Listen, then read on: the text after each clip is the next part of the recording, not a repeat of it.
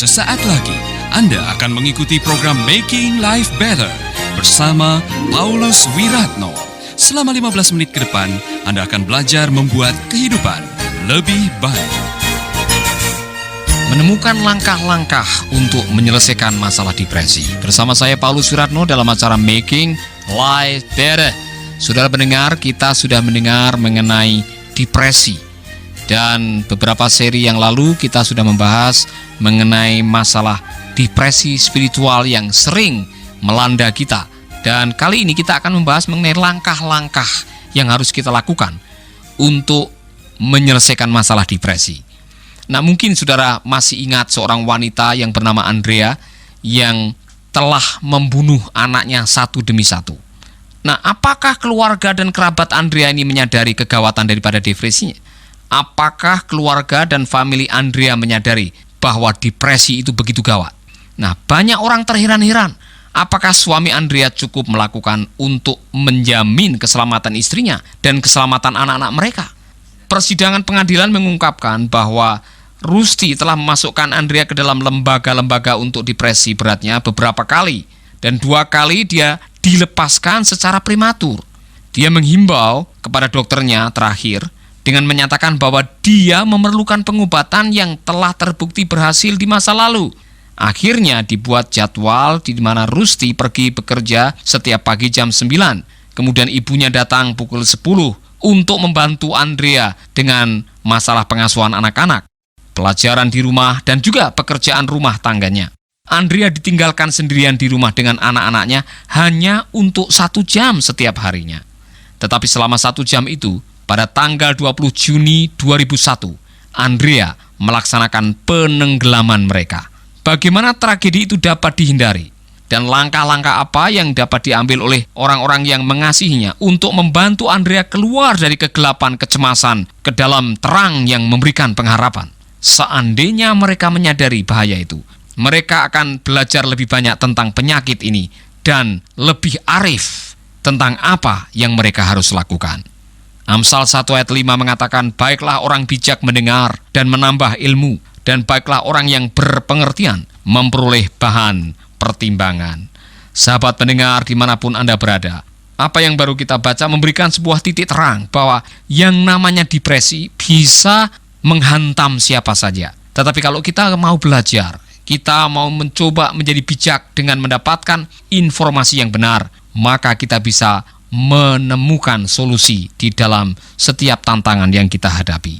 Oleh karena itu dikatakan bahwa untuk mencoba kita terbebas dari depresi, ada beberapa hal yang perlu kita lakukan. Pertama, coba masukkan kebenaran, ayat-ayat firman Tuhan, ayat-ayat kunci yang bisa terus saudara baca.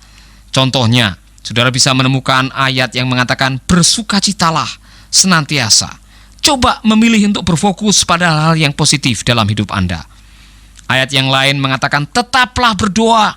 Artinya, marilah kita memilih untuk berbicara dengan Tuhan tentang segala rupa. Saudaraku, kita juga diajar supaya kita mengucap syukur dalam segala hal. Sebab itulah yang dikehendaki Allah di dalam Kristus Yesus bagi kamu sekalian. Marilah kita menjadi orang yang memilih untuk segera berterima kasih, memberikan ucapan syukur kepada Tuhan terhadap apa saja yang terjadi di dalam kehidupan ini. Dan yang lain, janganlah padamkan roh. Memilih berubah jika roh Tuhan meyakinkan Anda untuk berubah. Dan jangan tetap tinggal sama seperti kemarin. Saudaraku, marilah kita menjadi orang yang menghargai atau menanggapi firman Tuhan dengan serius. Jangan menjadi orang yang bermain-main terhadap kebenaran firman Tuhan. Dan itu semua akan menolong kita. Jauhkanlah dirimu dari segala jenis kejahatan. Marilah kita menjadi orang yang memilih untuk menjauhi setiap godaan. Dan kiranya damai sejahtera akan menguduskan kehidupan kita sekalian. Kita memilih untuk melihat bagaimana Tuhan memisahkan Anda untuk menjadi apa yang Ia kehendaki di dalam kehidupan kita. Tetaplah di Making Life Better bersama Paulus Wiratno. Setelah kita mencoba untuk menentukan, memilih ayat-ayat kebenaran yang menjadi patokan kehidupan kita, supaya kita terhindar daripada depresi. Yang kedua ialah, cobalah untuk melepaskan topeng. Ketika kita melewati kejadian yang menyakitkan dalam kehidupan kita, kita dapat menyapunya di bawah karpet atau mengabaikannya dan tidak mengakuinya, atau kita dapat memilih melihatnya hanya dalam terang yang kita dapat terima. Akan tetapi, saat melakukan itu, kita tidak bersedih atas rasa sakit dan kehilangan kita. Dengan memakai topeng, kita mencoba melindungi hati kita dan menyembunyikan siapa kita sebenarnya itu dan apa yang kita tidak ingin hadapi.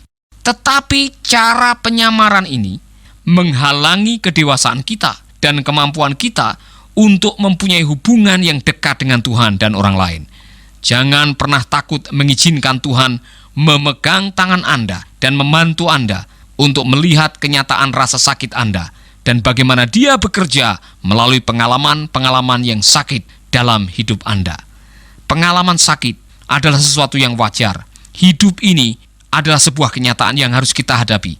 Ada banyak hal-hal yang menyakitkan, ada banyak hal yang membuat kita menjadi marah, ada banyak hal yang membuat kita menjadi jengkel, dan kita harus apa adanya. Tidak perlu harus disembunyikan dan ditutup-tutupi. Kalau memang kita menjadi orang yang mau sehat, mau bebas dari depresi, janganlah memakai topeng. Mazmur 51 ayat 6 mengatakan, terhadap engkau sajalah aku telah berdosa dan melakukan apa yang kau anggap jahat, supaya ternyata engkau adil dalam putusanmu, bersih dalam penghukumanmu. Pemazmur mencoba untuk mendorong kita untuk jujur apa adanya dengan Tuhan. Jangan mencoba untuk menutupi dosa atau menyembunyikan emosi yang membuat kita akhirnya malah tertekan dan tidak mendapatkan kelegaan. Saudaraku, ada tes garis waktu untuk depresi yang terselubung. Buatlah garis panjang dan horizontal yang merupakan hidup Anda. Setelah itu, bagi garis itu ke dalam 3 bagian, yaitu masa kecil, masa remaja, dan masa dewasa Anda. Setelah itu coba tandai dengan kejadian-kejadian yang berarti, perubahan-perubahan yang penting, kehilangan dan sakit sepanjang garis, seperti di bawah ini contohnya. Kelahiran saudara, kapan pindah sekolah, kapan mengalami relokasi, kapan saudara menghadapi kematian orang yang saudara kasihi, kapan saudara kehilangan sahabat, kapan saudara memasuki perkawinan, apa yang terjadi setelah itu? Mungkin ada sakit penyakit yang saudara hadapi, kerugian keuangan, mengalami kebangkrutan, mungkin bahkan ada perpisahan. Garis-garis itu akan menolong kita. Setelah itu tentukan apakah ada kehilangan yang berarti dan rasa sakit yang Anda tidak bisa hadapi. Seperti yang di bawah ini, misalkan perceraian orang tua, ditinggalkan, ditolak, kegagalan, tuduhan yang tidak benar, gosip, fitnah, kritik yang tidak adil. Setelah itu temukanlah sumber rasa sakit yang terselubung dan mulailah berdoa dengan sungguh-sungguh. Uraikan saja kejadian itu secara spesifik seperti apa yang dikatakan oleh pemazmur tadi. Tuhan, saya bersedih atas peristiwa ini. Atau saya begitu malu ketika saya dipermalukan. Atau saya merasa ditinggalkan oleh orang yang saya kasihi. Atau saya benar-benar disakiti ketika saya mengalami ini. Sebutkan itu saudara. Coba uraikan itu di hadapan Tuhan. Dan setelah itu padamkanlah kekuatan yang dimiliki kejadian atas emosi Anda dengan berbagi dengan orang yang dipercayai dan juga tentunya dengan Tuhan. Coba sharing itu, ungkapkan itu dengan orang yang saudara bisa percayai dan bawalah itu dalam doa. Setelah itu berusahalah untuk melupakan masalah yang ada pada Anda terhadap mereka yang menyakiti Anda dan maafkanlah mereka seperti Yesus memaafkan Anda. Anda masih mengikuti Making Life Better bersama Paulus Wiratno. Kolose 3 ayat 13 mengatakan, sabarlah kamu seorang terhadap yang lain, dan ampunilah seorang akan yang lain. Apabila yang seorang menaruh dendam terhadap yang lain, sama seperti Tuhan telah mengampuni kamu, kamu perbuat jugalah demikian. Bapa yang di surga, aku datang kepadamu sebagai anakmu untuk meminta pertolongan. Tuhan, tenangkanlah hati sahabat-sahabat kami yang sementara ini mungkin masih menutupi rasa marah, depresi, atau mungkin menutupi dosa. Biarkanlah mereka melihat apa yang perlu dilihat. Sadarkanlah mereka ya Bapa, sehingga mereka bisa melihat kesembuhan yang Tuhan berikan kepada mereka. Bawalah pikiran mereka kepada hal-hal yang bisa membuat mereka rasa dibebaskan. Mereka akan mengalami apa yang namanya pembebasan, sehingga pada waktu mereka selesai berdoa, mereka menemukan sebuah kebenaran jati diri siapa mereka dan menjadi transparan di hadapan Tuhan. Tuhan, terima kasih untuk kesempatan ini. Amin. Saudaraku, saya mengajak saudara tadi berdoa karena saya yakin masing-masing kita selama ini mungkin memiliki hal-hal yang membuat kita merasa tertekan. Saudara merasa seperti tidak bisa menjalani kehidupan seperti dulu lagi oleh karena masalah-masalah yang pernah saudara alami. Apa yang saya katakan tadi menjadi sebuah ajakan untuk engkau menjadi orang-orang yang selalu terbuka di hadapan Tuhan.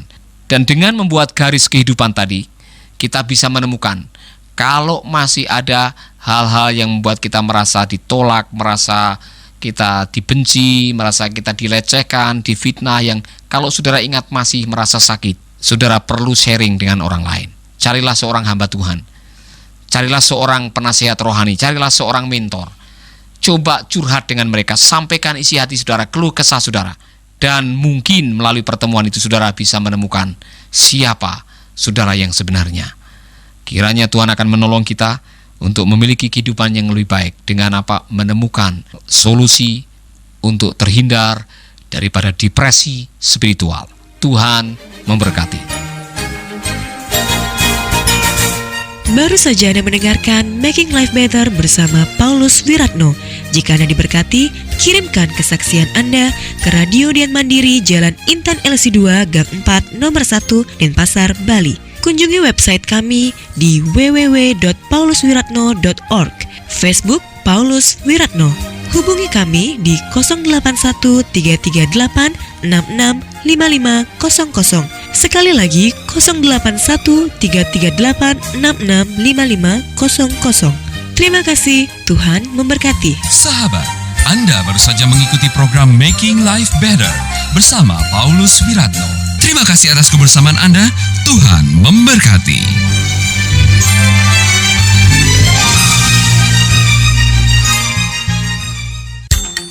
Kabar gembira bagi sahabat pecinta program Making Life Better dan Kata Bijak. Mulai sekarang sahabat bisa mendengarkan program ini melalui handphone sahabat. Download sekarang juga aplikasi Making Life Better melalui Play Store atau App Store secara gratis.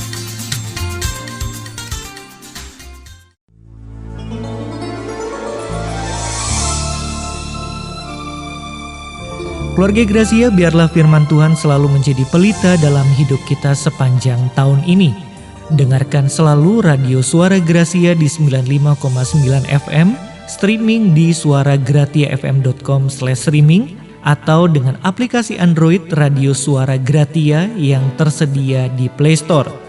Jika Anda diberkati oleh siaran Suara Gracia FM dan mengalami kuasa mujizat Tuhan, mari menjadi berkat dengan mengirimkan kesaksian ke WhatsApp Radio Suara Gracia FM di 0817 222 959. Biarlah melalui kesaksian Anda, banyak jiwa dikuatkan dan dibangkitkan kembali imannya.